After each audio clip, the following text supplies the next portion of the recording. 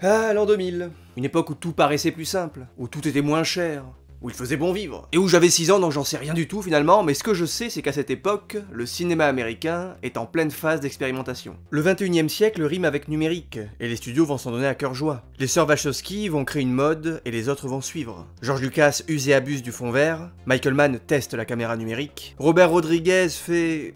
ses trucs à lui quoi. Et McG débute en tant que réalisateur au cinéma avec Charlize et ses drôles de dames. Sorti en 2000, le film est une adaptation de la série télé du même nom diffusée dans les années 70. Drew Barrymore est à l'origine du projet, elle rachète les droits de la série, produit le film, et joue un des rôles principaux aux côtés de Lucy Liu et Cameron Diaz. Ce fut un succès commercial, plus de 265 millions de dollars. Et forcément, il ne pouvait pas en être autrement quand le film possède une scène aussi torride que Bill Murray et Tim Curry qui se la donnent en tenue de sumo. Rien que pour ça, le film vaut le coup d'œil.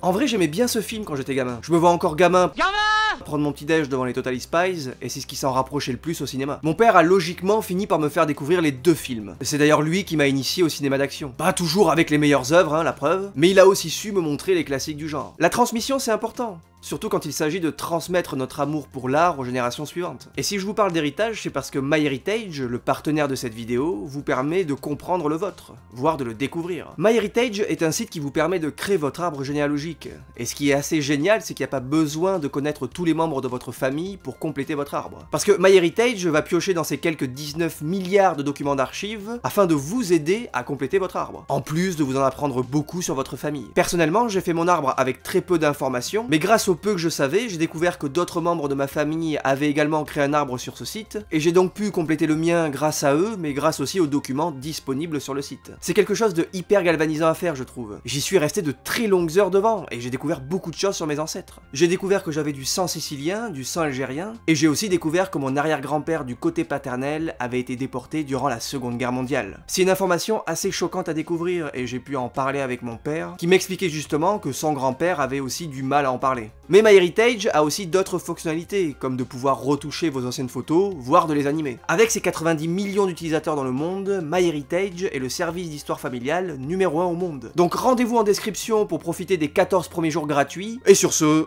place à l'action. Le premier film Charlie's Angels avait déjà ce goût pour la surenchère, pour le too much. Mais je ne le vois pas comme une parodie. Il va piocher ses références ailleurs, certes, mais lui-même a déjà fait l'objet de diverses parodies. Et peut-on vraiment parodier une parodie ? Le second opus, lui, part tellement loin qu'il en devient une œuvre captivante de conneries, envoûtante de folie. Une roue libre comme j'en ai rarement vu. Le film commence par un faux plan séquence, ma foi sympathique, qui permet d'introduire nos 3 héroïnes. La première sort d'une boîte dans ce qui est le premier non-sens du film, et ça ne sera pas le dernier. La deuxième se la joue Marion Ravenwood dans Indiana Jones. Et la troisième... Auberge jeunesse, ya. Oui bon, la troisième. L'idée c'est de libérer ce gars qui... Oh, Robert Patrick. Elle le libère, l'amène dans le bar, essaye de sortir discrètement, et là évidemment ça ne se passe pas comme prévu, et donc c'est parti pour l'action. Elles parviennent à s'échapper du bar en esquivant un nombre incalculable de balles, puis esquivent 2 missiles en sautant du haut d'un barrage avec un camion, qui porte lui-même un hélicoptère dans lequel elles parviennent à faire entrer l'otage, à l'attacher, et même à lui demander si tout se passe bien.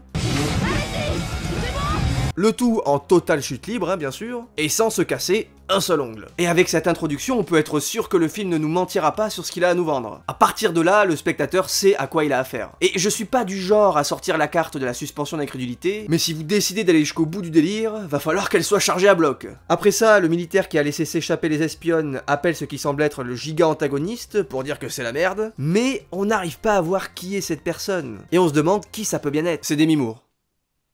D'ailleurs, dans la scène qui suit, elle assassine Bruce Willis et sa perruque pour mieux lui retirer du doigt son anneau. Et quand on sait que ces deux-là étaient mariés et ont divorcé 3 ans avant le film, on peut trouver la symbolique amusante. D'ailleurs, tout le film va tourner autour de ces 2 anneaux. Et les filles vont le découvrir en allant à la rencontre de Bosley qui... Alors, ça boum les filles! Ah oui, ça c'est pas Bill Murray. L'acteur n'a pas voulu rempiler pour cette suite, et c'est sans doute à cause de ce qui s'est passé durant le premier film. Bill Murray, malgré le capital sympathie incroyable qu'il dégage à l'écran, n'a pas la réputation d'être le mec le plus facile à vivre sur un plateau de tournage. Durant les scènes du premier film, beaucoup lui reprochaient d'improviser trop souvent. Lucy Liu lui a fait la remarque notamment, et une violente dispute éclata entre les deux. Bill Murray balança des mots très durs à l'actrice, mais celle-ci ne se laissa pas faire. McG, le réalisateur, dira même plus tard que l'acteur lui avait asséné un coup de boule. Ah, c'est plus Bill Murray là, c'est Zidane. Ah, faut que j'arrête l'humour d'humour, moi je crois. On n'a jamais eu le fin mot de cette histoire. Tout le monde tomba par défaut sur la pauvre Lucy Liu parce que, vous comprenez, Bill Murray il est marrant, donc ça peut pas être un connard. Et aussi parce qu'il a un pénis.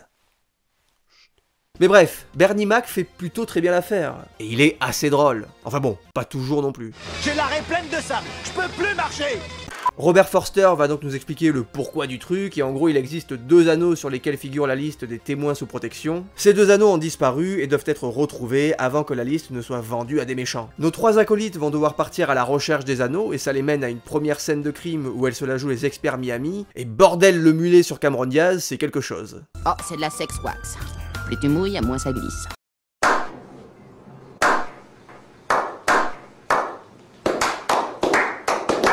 Elles vont réussir à trouver un indice via une déduction tellement tirée par les cheveux que même Bruce Willis en aurait perdu sa perruque. J'ai trouvé une empreinte étrangère. Il portait une réédition d'un modèle Air Jordan 1989, une version promotionnelle limitée qui était en vente chez Foot Locker à Fontana en exclusivité au cours de l'été 2002. Mais on constate un déséquilibre au niveau de la répartition du poids entre les côtés gauche et droit. Conséquence d'une intervention sur un ligament croisé antérieur l'année dernière. Et ça va être comme ça pendant tout le film. Vraiment. Après avoir deviné que le tueur était un surfeur, elles partent à sa recherche sur la plage, croisent Demi Moore sans se douter que c'est elle la méchante, puis font honneur au scénariste / dialoguiste du film. Ah, je suis toute excitée. Quand elles sont grosses comme ça, j'ai envie de me jeter dessus comme une sauvage. Qui doit sans doute ressembler à ça. On va pas rester le cul vissé à la Casbah, on va aller en discothèque. Et une soirée tuning. Après ça, elle vole au surfeur ses effets personnels sans se faire voir grâce à ce qui semblerait être de la magie noire, et ils suivent sa trace sur une course de moto où il va se rendre pour tuer sa seconde cible. Durant la course, il meurt tué par le sac d'os, mais si vous savez, le méchant du premier film, celui qui joue George McFly, ou encore le gars pas sympa de l'orphelinat dans Magic Basket. Oui, je sais, mes références sont sombres.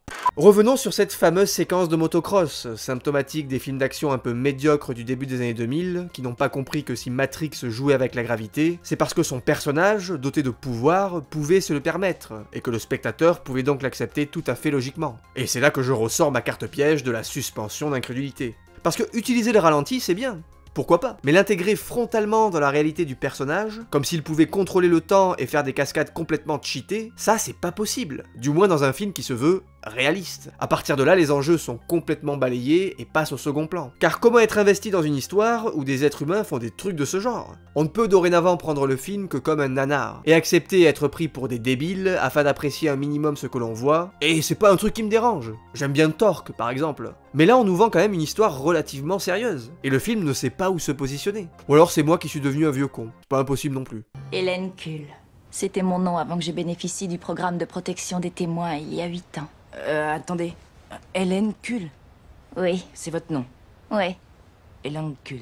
Dites, il sort d'où ce nom-là? Je veux dire, c'est quoi l'origine? C'est colombien? Est-ce que tu roulais en déculottable? On est extrêmement attachés à toi. Je m'inquiète uniquement pour ta sécurité. Faut envoyer ça au labo et le faire analyser tout de suite. On y fonce directement, mais on verra ce qu'ils vont pondre. Donc Dylan s'appelle en fait... Hélène Kuhl. Oui, bon, c'est bon, on a compris. Elle a bénéficié de la protection des témoins après avoir envoyé en prison son petit ami meurtrier 8 ans plus tôt, mais après une mauvaise imitation des nerfs à vif de Scorsese, le gars est libéré et veut se venger de celle qui l'a trahi. C'est comme ça qu'on se retrouve enfin sur ce port. Enfin non, pas tout de suite finalement. Parce que vous comprenez, c'est mieux de plomber le film avec des scènes inutiles, comme là par exemple où on assiste à la confrontation entre le père et le petit ami. Le petit ami joué par Matt LeBlanc, qui joue d'ailleurs littéralement le cousin de Joey Tribbiani, puisqu'ici son personnage est encore un acteur, et surtout parce qu'il interprète les deux personnages de la même manière, avec les mêmes mimiques, avec les mêmes répliques un peu simplistes. Quoi, mais on va plus pouvoir se faire de papouilles?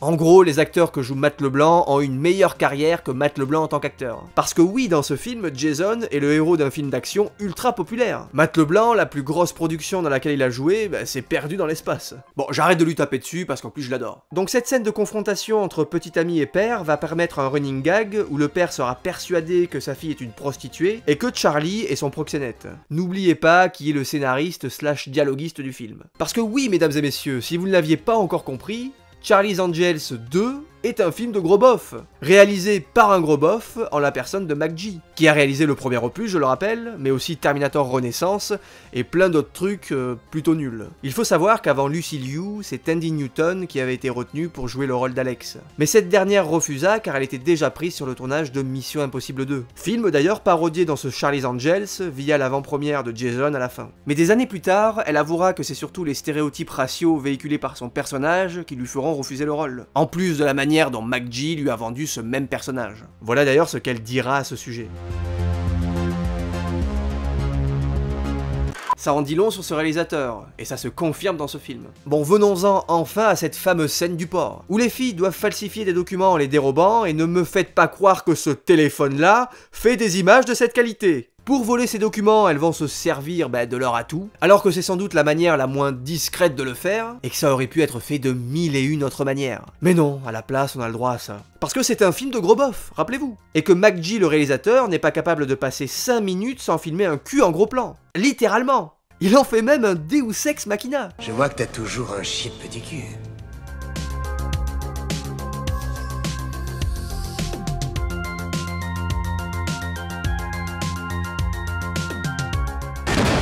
Je reconnaîtrais ce cul n'importe où, sale merdeuse. Donc après avoir dupé l'Irlandais qui joue l'Irlandais dans tous les films, mais si, le gars avec les cicatrices là, celui qui joue dans Sons of Anarchy, un acteur que je trouve génial d'ailleurs. Mais bref, après ça, elles parviennent à pénétrer dans le bâtiment où se trouvent les anneaux. Enfin, s'ensuit la meilleure scène d'action du film. Honnêtement, de très bonne facture, même si ça termine en mode Legolas cheaté x1000. Les filles récupèrent les anneaux, le méchant ex-petit ami jure de se venger, et là on enchaîne 20 minutes de séquences absolument inutiles. Le film essaye d'installer du drama en faisant croire au départ de Dylan parce qu'elle a peur pour la vie de ses amis. Elle ne veut pas qu'il nous arrive quelque chose. Attendez, je piche pas. Vous risquez tous les jours de vous faire trouver le cul. Mais après s'être fait ploter par un pervers dans un bar, sans doute un caméo du réal, elle décide de revenir pour soutenir ses amis. Parce que le pouvoir de l'amitié et tout ça. Je vous laisse vous référer à Yu-Gi-Oh pour plus de détails. C'est quand même la deuxième ref à Yu-Gi-Oh. Commence à faire beaucoup. Entre-temps, l'équipe remet à Robert Patrick les anneaux, alors que tout le monde sait qu'il ne faut absolument pas faire confiance à Robert Patrick. Et d'ailleurs la preuve, parce que le mec attrape ses clés alors qu'il était censé avoir les codes cassés. On nous refait même des flashbacks au cas où, parce qu'on est un peu débile et un peu bof, vous comprenez. Du coup les filles s'en rendent compte, évidemment. Elles se mettent à sa poursuite, le rattrapent, et là je me dis comment lui a pu arriver là aussi vite, et pourquoi lui, il ne le reconnaît pas. Et bordel, arrête de mettre ses anneaux dans le vide, tu vas les perdre. Peu après, l'équipe du film privatise l'observatoire Griffith pour nous révéler que c'est Demi Moore la méchante.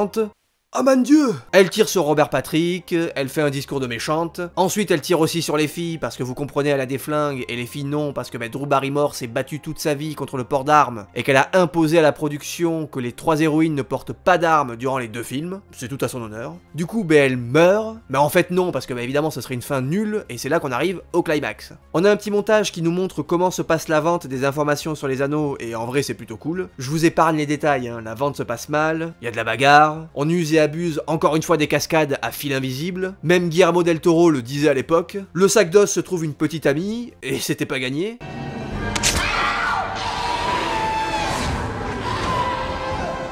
Ok. Mais il se fait embrocher parce qu'il semblerait être Gollum avec un Iroquois. Demi Moore, elle est pas très contente de tout ce qui se passe et du coup, elle se met à voler. Ok, d'accord. Donc la portance, tout ça, on s'en fout, bon ok. Bref. Elle se transforme d'un coup en terroriste notoire, va savoir pourquoi. Il pleut des femmes blanches! La bagarre se poursuit dans une voiture et là tout le monde est mort, encore une fois, mais genre vraiment salement mort, genre tu peux pas être plus mort dans cette situation que dans cette situation. Mais finalement ça va finir par une confrontation assez sérieuse malgré tout, tellement que Demi Moore vient baver sur l'ajout de Cameron Diaz, histoire peut-être de choper une nomination pour l'Oscar. Les 3 filles lui foutent la pâtée, elles brûlent dans les flammes de l'enfer, puis nos anges se retrouvent à l'avant-première pour fêter ça, le tout sans le moindre trauma crânien bien évidemment. On a encore quelques blagues de cul, Joey qui se fait maîtrise, le frère d'Owen Wilson qui offre un chien à sa copine, tout le monde est heureux, et générique. Générique d'ailleurs toujours réalisé avec un zizi à la main. Que dire? Le film n'est pas insupportable à regarder, pour peu qu'on veuille bien trouver ça amusant. Il a un côté cartoonesque qui pourrait avoir son charme s'il en abusait pas. On a tendance à l'oublier, mais ce film a aujourd'hui plus de 20 ans. Il est un véritable vestige de son époque. Un objet de consommation qui a très mal vieilli, mais qui du coup devient intéressant à étudier aujourd'hui, parce qu'avec du recul et de par ses défauts, il devient un produit cinématographique assez unique en son genre. Une œuvre volontairement grotesque qui pense que, parce qu'elle a conscience de l'être, ne pense pas l'être aux yeux de ses spectateurs. Un vrai nanar, quoi. Et bien voilà, la vidéo touche à présent à sa fin, j'espère qu'elle vous aura plu. J'ai tenté un truc un peu différent avec celle-ci, parce que je vous avoue que j'aime bien tester des choses. Il m'arrive de faire des vidéos très mélancoliques, et je sais que vous les adorez. Mais je suis pas un mec dépressif dans la vie en général, donc moi j'aime bien l'humour, j'aime bien faire rire. Donc je le tente, voilà. Et puis on verra bien vos retours, et en fonction, je continuerai ou pas. C'était pas une vidéo forcément prévue dans mon planning. C'est vrai que j'ai regardé le film il y a pas longtemps, et j'ai ressenti un besoin assez étrange d'en parler. Allez savoir pourquoi. Donc voilà, merci encore d'avoir suivi cette vidéo, merci pour votre soutien, et merci à MyHeritage qui est le partenaire de cette vidéo, je vous le rappelle, et je vous donne une nouvelle fois rendez-vous en description pour bénéficier de l'offre. Sur ce, je vous dis à très bientôt sur Réservoir Vlog.